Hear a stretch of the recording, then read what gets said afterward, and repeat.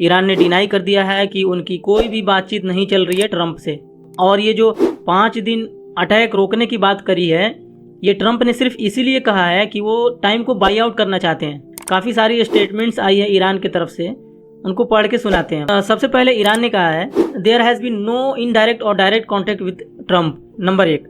Number दो Trump is trying to buy time in Iran war. Number 3, Trump withdrew from power plant strikes after Iran forms warning. Number 4, Trump comments are psychological warfare. Number 5, Hormuz will not return to pre war conditions as long as psychological war continues. तो Iran ने सारी की सारी चीजों को जो Trump कह रहा था उसको कम्प्लीटली डिनाई कर दिया है। बेसिकली ईरान का ये कहना है कि ट्रंप सिर्फ और सिर्फ टाइम को बाई आउट करना चाहते हैं। ईरान का कहना है कि Trump is trying to buy some time. हुआ ये कि जैसे ही ट्रंप ने ये ट्वीट किया था 48 आवर्स का अल्टीमेटम का, उसके बाद से मार्केट पंप करने लगी। 56 मिनट के अंदर $3 ट्रिलियन का स्विंग देखने को मिला था। ठीक है, तो इतना बड़ा मैनिपुलेशन हुआ है इस वक्त। मैं आपको बता दूं कि एक ही शख्स था जो अमेरिका और ईरान के बीच में कंटिन्यूसली बातचीत करा रहा था, अली लारिजानी। उस शख्स को भी इन्होंने 17 मार्च को स्ट्राइक करके मार दिया। मतलब आप सोचो, जो शख्स कंटिन्यूसली उनके साथ डील कर रहा था, ये लोग उसे ही अटैक करके मार देते हैं। इससे एक मैसेज साफ होता है कि जो इन लोगों का जो प्लान है ना बातचीत करने का,